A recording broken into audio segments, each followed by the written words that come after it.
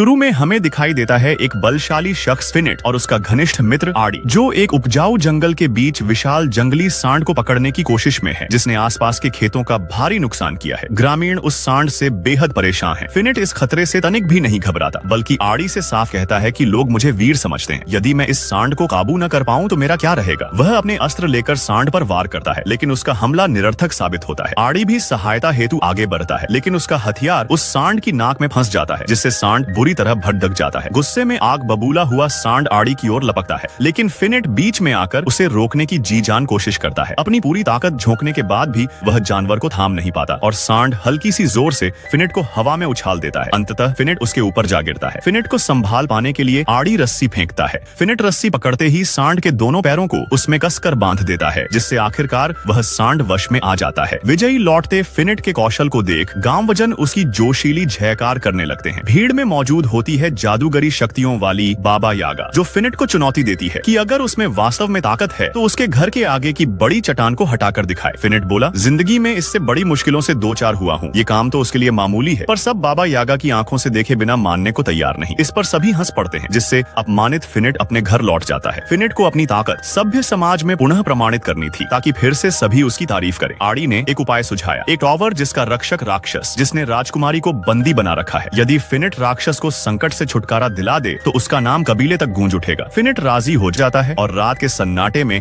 आड़ी के साथ टॉवर पर चलता है। वहां जाते ही फिनिट देखता है कि पहले से कुछ योद्धा मौजूद हैं, जो राक्षस को हराने का प्रयास कर चुके हैं, मगर उनका इरादा राजकुमारी से विवाह करना है। वे फिनिट से पूछते हैं कि समस्त योद्धा यदि राक्षस को पराजित करें तो राजकुमारी किसे मिलेगी। फिनिट जवाब देता है, मुझे राजकुमारी नहीं बल्कि नाम चाहिए। फिर फिनिट आड़ी को बताता है कि वह राक्षस को तुरंत मारना चाहता है। सुबह का इंतजार उसे मंजूर नहीं। फिनिट रात को ही टॉवर में शीघ्र प्रवेश करता है, जहाँ उसकी भेंट हुई सुंदर राजकुमारी से। उसने फिनिट से प्रश्न किया, क्या तुम भी मृत्यु का सामना करने आए हो? फिनिट ने कहा, मैं रक्षा के लिए आया हूँ। भयभीत राजकुमारी अंदर भागती है, पर फिनिट उसका हाथ पकड़ देता है। वह अपना हाथ छुद्धा कर पलर के पीछे छुप जाती है। इसी दौरान पीछे से अचानक फिनिट पर एक सांप हमला कर बैठता है। लड़ते हुए फिनिट को एहसास होता है कि यह सामान्य सांप नहीं बल्कि वही राक्षस है जिससे लड़ाडिया ने वह आया है। पहले तो उसने खूब वार किए, मगर राक्षस पर कोई असर न हुआ। पहले उसने राक्षस की सांप जैसी गर्दन को पकड़ा और हथियार टटोला। अब की बार जब फिनिट ने हमला किया तो सांप ने उसकी आंखों में थूक दिया तो राक्षस अदृश्य हो गया। टॉवर फिनिट के प्रहार से कांपने लग जाता है। इस हंगामे से सभी योद्धा चौंक उठते हैं और गिर पड़ते हैं। नीचे आकर वे देखते हैं कि राजकुमारी और राक्षस तो दिखते ही नहीं, बस मलबे के नीचे दबा फिनिट है, जो धीरे धीरे होश में आ रहा है। प्रकट होता है कि फिनिट अपनी आंखों की रोशनी खो चुका है। बाबा यागा सहायता से इनकार कर देती है, क्योंकि जब वह विपत्ति में थी फिनिट ने भी मदद से मुंह फेर लिया था। यह सुनकर फिनिट गहरी निराशा में डूब जाता है और तन्हा हो जाता है। आड़ी भी अब फिनिट से दूरी बना लेता है। वह भी अपना गुजर बसर मुश्किल से करता है। धीरे धीरे फिनिट के पास खाना पानी भी खत्म हो जाता है। एक रोज आड़ी मिलता है तो उल्टे फिनिट उसे कहते हैं, अब तुम्हारे लिए मेरे पास कोई काम नहीं, कुछ और देखो। आड़ी निराशा में वहां से चला जाता है। समय के साथ उसका सारा सामान चुक जाता है। अब फिनिट बाजार की गलियों में फेंके फल उठाकर खाने को मजबूर हो जाता है। एक दिन उसे सड़-डीढ़ा गला फल भी नहीं मिलता तो वह अपनी टोकरी लेकर साधनों के लिए बाजार में भीख मांगता नजर आता है। बाबा यागा उसकी हालत पर तरस खाकर अपनी टोकरी से कुछ खाना उसकी टोकरी में डाल देती है। इसी बीच गाँव पर डाकुओं का हमला हो जाता है। डाकू गाँव वालों को मारने लगते हैं। फिनिट देख नहीं सकता, लेकिन आसपास की चीखें सुन पाता है। जब डाकू नजदीक आते हैं तो आवाज से दिशा समझकर वह उन पर टूट पड़ता है। गांव के कई लोग एवं बाबा यागा भी बंधक बनाकर एक बड़े जहाज पर ले जाए जाते हैं। फिनिट भी उसी में है। उसकी गर्दन और हाथ लकड़ी से बांधे गए हैं। आड़ी वहां स्वतंत्र घूम रहा है। पूछने पर बताता है कि उसने डाकुओं की मदद करने का झांसा दिया है। आड़ी के पास डाकुओं से चुराया एक सोने का चिराग है। वह चिराग को साफ करते ही प्रकट होता है एक जिन्न, जो सबको स्तब्ध कर देता है। शोर सुन डाकू पहुंचते हैं और जिन्न की शक्तियों से परेशान होकर चिराग छीन लेते हैं। डाकू सब ग्रामीणों को गुलाम बेचने के लिए खड़ा कर देते हैं। एक नकाबपोश शख्स आकर फिनिट, बाबा यागा और आड़ी को खरीद लेता है और उन्हें अपने शानदार महल में लेकर चला जाता है। जहां पहुंचते ही सभी इतने भव्य महल और वहां कार्यरत रोबोटों को देखकर दंग रह जाते हैं। बहुत पुराना समय था। तभी उस आदमी ने अपना चेहरा छुपाने वाली नकाब हटा ली। उसने सबको बताया कि उसने ये सारे कंप्यूटर जैसे रोबोट बनाए हैं। वह आदमी ये भी बताने लगा कि उसने और भी कई तरह की मशीनें बनाई हैं, जिससे इंसानों का काम बहुत आसान हो सके। फिनिट ने उस आदमी को अपनी कहानी सुनाई कि वह पहले एक बहुत शक्तिशाली योद्धा था और अब कुछ मुश्किलों में था। साइंटिस्ट वैज्ञानिक ने कहा कि उसने फिनिट और बाबा यागा की बहादुरी की बातें सुनी है। वह आदमी उन बंदियों को आजाद कर देता है। खाना आने पर साइंटिस्ट ने अपने रोबोट से खाना मंगवाया। सब लोग यह देखकर बहुत हैरान हो गए और सोचने लगे कि ये कोई जादू है, लेकिन साइंटिस्ट ने समझाया कि ये कोई जादू नहीं बल्कि विज्ञान है जिस पर वह पिछले 500 सालों से काम कर रहा है। यह सुनकर बाबा यागा बहुत हैरान हुई और पूछा कि तुम इतने सालों से कैसे जवान हो। साइंटिस्ट ने कहा कि उसने एक खास क्रीम बनाई है जिससे लोग हमेशा जवान रह सकते हैं। फिर वह उन तीनों को अपनी प्रयोगशाला दिखाने ले गया। वहाँ फिनिट ने पूछा कि क्या इस क्रीम से उसकी खोई आंखें वापस आ सकती हैं। साइंटिस्ट ने कहा कि ये तो संभव नहीं है, लेकिन उसके पास एक और चीज है। वह फिनिट को एक चेन पहनाता है जिससे फिनिट को दिखाई देने लगता है और वो वैज्ञानिक का शुक्रिया अदा करता है। वैज्ञानिक उन्हें एक ऐसी मशीन दिखाता है जो जादुई शक्तियां खींच सकती है। उसके बाद साइंटिस्ट वह जादुई चिराग निकालता है जो उसने डाकुओं से चुराया था। वो कहता है कि ये खतरनाक हो सकता है, पर साइंटिस्ट खुद चिराग रगड़ता है। उसमें से एक जिन्न निकलता है जिसे साइंटिस्ट अपनी मशीन से अपने अंदर खींच लेता है। उसने कहा कि उसने अपने आविष्कार से जिन्न को खत्म कर दिया है। साइंटिस्ट ने बताया कि पास की पहाड़ी पर एक बहुत खतरनाक राक्षस है जो लोगों को नुकसान पहुंचा रहा है। उसे पकड़ना ही होगा। जब फिनिट ने सुना कि उस राक्षस का सिर शेर जैसा और सांप जैसी पूंछ है, तो उसे पता चल गया कि यही वही राक्षस है जिसने उसे अधा कर दिया था। फिनिट ने साइंटिस्ट से कहा कि वह भी साथ जाएगा क्योंकि उसे उस राक्षस से बदला लेना है। साइंटिस्ट ने फिनिट की जान की चिंता की, पर फिनिट ने कहा कि अगर आप मेरी मदद करेंगे तो मैं आपकी भी मदद करूंगा। फिर साइंटिस्ट ने फिनिट को एक खास उपकरण दिया। अगर वह उस उपकरण को राक्षस के पास ले जाएगा तो वो उसमें फंस जाएगा। रात को बाबा यागा साइंटिस्ट की लैब में जाकर उस क्रीम को पीना चाहती थी ताकि हमेशा जवान रह सके, लेकिन साइंटिस्ट ने पकड़ लिया और कहा कि अगर वे राक्षस को हरा देंगे तो वह क्रीम उनका आधा हिस्सा देगा। अगले दिन जब सब दुश्मन से लड़ने को तैयार हुए तो साइंटिस्ट ने उन्हें अपनी उड़न तश्तरी दिखाई और उसे चलाना भी सिखाया। फिनिट के हथियार भी अब ज्यादा शक्तिशाली हो गए थे, जिनमें नया बटन था जो कम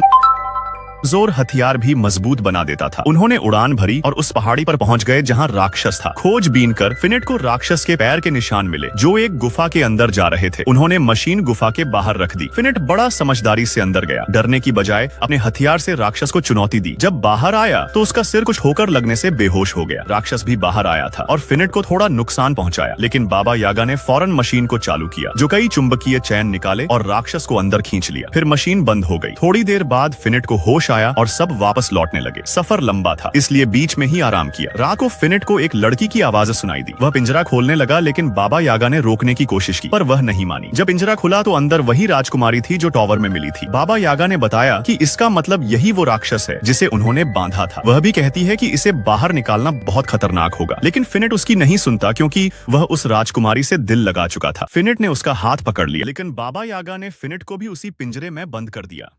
राजकुमारी ने बताया कि उसने इसलिए हाथ नहीं दिया क्योंकि उसके ऊपर एक शाप है। अगर कोई उसे छुएगा तो वह राक्षस बन जाएगी। वह निर्दोष थी और केवल तब तक कोई नुकसान नहीं पहुंचाती जब तक सामने से कोई हमला न हो। वह अकेले पहाड़ी में रहती थी क्योंकि लोग उसे नहीं समझते और उसका पीछा करते थे। उसके बाद साइंटिस्ट ने एक किसान की बिल्लियों को भी देख लिया। उसने उससे कहा कि मेरी बिल्ली किसी को नुकसान नहीं पहुंचाती बल्कि रात को रोशनी देती है, लेकिन साइंटिस्ट उसकी बात नहीं सुनते हुए बिल्ली को अपनी मशीन के नीचे रख देता है। मशीन ने उसकी जादुई शक्ति खींच ली और उसे उस क्रीम जैसी चीज बना दिया जो प्रयोगशाला में रखी गई। फिर राजकुमारी और फिनिट अच्छे दोस्त बन गए। बाबा यागा और आड़ी उन्हें पकड़कर साइंटिस्ट के पास ले गए। वहां देखा कि साइंटिस्ट ने अपनी जादुई पर्दा मशीन में सारी जादुई ताकतें खींच ली थी और उन्हें रोबोटों में डाल दिया था। इसका मतलब था कि ये रोबोट साइंटिस्ट के जादू से चलते थे, न कि विज्ञान से। यह सुनकर बाबा यागा बहुत गुस्सा हो गई। साइंटिस्ट ने धमकी दी कि जिसका ये सच पता चलेगा वह बचा नहीं होगा। बाबा यागा और आड़ी डर कर वहां से भाग गए। उन्होंने फिनिट और राजकुमारी को भी आजाद किया क्योंकि उन्हें पता था कि साइंटिस्ट राजकुमारी के साथ भी बुरा करेगा। राजकुमारी ने बताया कि वह साइंटिस्ट को बहुत समय से जानती है और वह उसे तलाश रहा था। तभी साइंटिस्ट अपने सारे रोबोट लेकर आ गया ताकि कोई भी भाग न सके। उसने राजकुमारी की शक्तियां अपनी मशीन से खींचने की कोशिश शुरू की। फिनिट ने रोकने की कोशिश की, लेकिन वह जकड़ा गया था। उसने राजकुमारी का हाथ पकड़ लिया जिससे वह राक्षस में बदल गई। वह अपनी जंजीरें तोड़कर वहां से भाग गई। इस मौके पर बाबा यागा और फिनिट भी वहां से बच निकले। साइंटिस्ट के लोग उनका पीछा करने लगे। बाबा यागा ने अपनी जादू से बीज फेंके जो झाड़ियों में बदल गए और पीछा करने वालों को रोकने लगे। साइंटिस्ट ने एक बड़ा रोबोट निकाला और फिनिट ऑफ बाबा यागा को पकड़ने के लिए हमला किया। वह जानता था कि उनकी असली ताकत क्या है। आड़ी ने साइंटिस्ट को बताया कि उनके पास भी बहुत सारे जादुई रसायन हैं, लेकिन साइंटिस्ट मानने को तैयार नहीं था। फिर जब बड़ा रोबोट बाहर निकला तो पूरा महल हिल गया। साइंटिस्ट उस रोबोट में बैठकर फिनिट, आड़ी और बाबा यागा का पीछा करने लगा और तोप के गोलों की बारिश करने लगा। फिनिट ने बाबा यागा से कहा कि वह रोबोट का ध्यान भटकाए और वह ऊपर चढ़कर उसे पलटने की कोशिश करेगा, क्योंकि अगर यह रोबोट उल्टा हो गया तो फिर वह सीधे नहीं होगा और हार हार मान जाएगा। जैसे ही रोबोट बाबा यागा के पास आया, उसमें लगी मशीन बाबा यागा के अंदर की जादुई ताकत को खींचने लगी, जिससे बाबा यागा अचानक जल्दी जल्दी बूढ़ी और कमजोर होने लगी। यह देखकर फिनेट को बहुत दुख और चिंता हुई, लेकिन जब तक बाबा यागा रोबोट और साइंटिस्ट का ध्यान भटकाती रही, फिनेट बड़े टॉर्टल रोबोट पर चढ़ गया। साइंटिस्ट ने जैसे ही देखा कि फिनेट ऊपर चढ़ गया है, उसने रोबोट के हाथ खोल दिए ताकि फिनेट को नीचे गिरा सके। फिनेट खुद तो नीचे नहीं गिरा, लेकिन उसकी गले की चेन गिर गई, जिससे उसकी अंधेरी हो गई और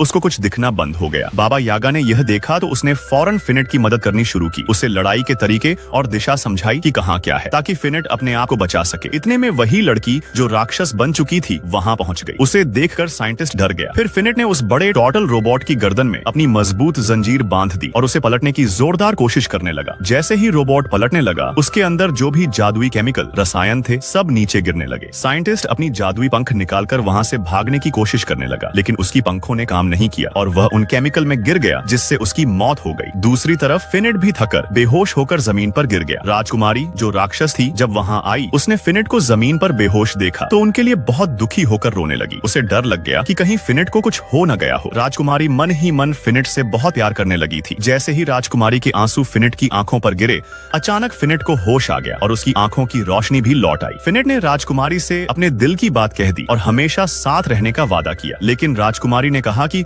उसका श्राप हटे बिना वह फिनेट के साथ नहीं रह सकती। यह सुनकर फिनेट बहुत दुखी हुआ, फिर भी अपने साथियों के साथ वापस गांव लौट गया, लेकिन उसका मन राजकुमारी की याद में डूबा रहा। छोटे समय बाद बाबा यागा ने जवान होने का और राजकुमारी के श्राप को तोड़ने का तरीका खोज लिया। बड़ी खुशी के साथ वह फिनेट के पास आई और बताया कि राजकुमारी के सिर से श्राप हटाना अब उनका अगला काम होगा, जिसमें राजकुमारी की कोई गलती नहीं थी। अब उनकी अगली चुनौती होगी राजकुमारी के श्राप को खत्म करना, जो शायद इस कहानी या फिल्म के अगले भाग में आएगा।